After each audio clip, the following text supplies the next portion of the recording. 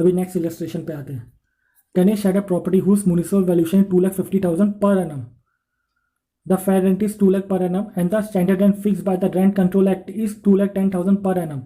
The property was let out for a rent of rupees 20,000 per month.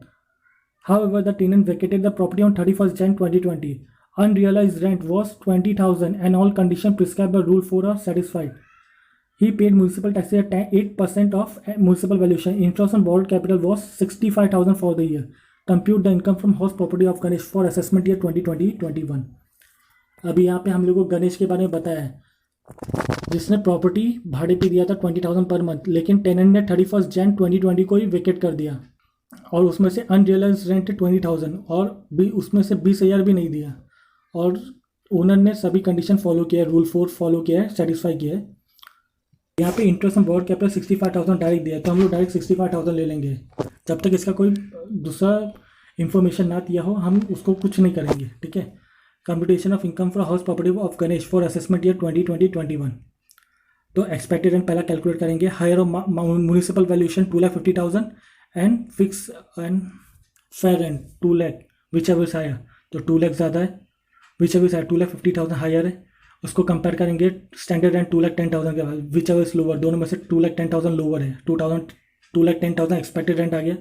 अभी actual rent receivable compare करेंगे, तो actual rent कितना मिल रहा है यहाँ पे। एक्चुअल रेंट उसने अभी यहाँ पे उसने प्रॉपर्टी दिया था और प्रॉपर्टी वेकेट हो गया था 31 जनवरी 2020 को, तो टोटल कितना महीना रहा, अप्रैल से अप्रैल मई जून जुलाई अगस्त सितंबर अक्टूबर नवंबर दिसंबर जनवरी, यानी 10 मंथ पूरा रहा।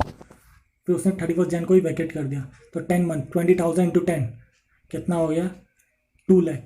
उसमें से भी उसने अनरियलाइज रेंट है 20,000 का, मतलब 2 लाख में से 20,000 अभी तक नहीं दिया है, माइनस 20,000, तो 1,80,000 आ गया।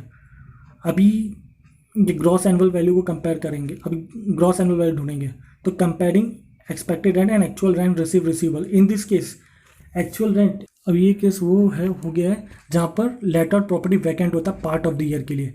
तो हमने पढ़ा था कि where the property is vacant for the part of the year during to vacancy the actual rent is lower and the actual rent is lower than the expected rent, then the actual rent receive और receivable will be the gross annual value of the property. यहाँ पे actual rent है 1,80,000 is lower than expected rent of 2,10,000 owing to vacancy.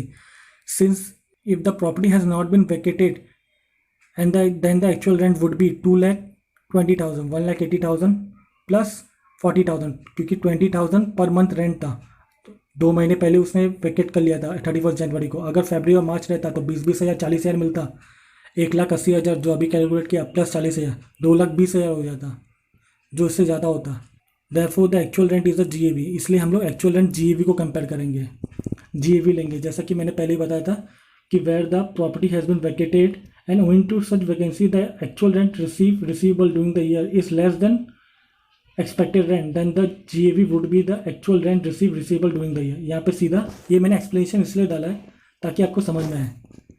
तो 1,80,000 और 2,10,000 में से actual rent वाली लिखेंगे, 1,80,000 GAV हो गया, less municipal taxes 8% of municipal valuation, 2,50,000 का 8% 20,000 आ गया, तो नेट एनुअल वैल्यू 1,60,000 आ गया, माइनस 30% फ्लैट लेंगे। फिर interest on borrowed capital 30% flat का 48,000 और इंटरेस्ट क्या है 65,000। 1,60,000 में से 48,000 लेस किया, 65,000 लेस किया, तो इनकम फ्रॉम हाउस प्रॉपर्टी 47,000 आ गया।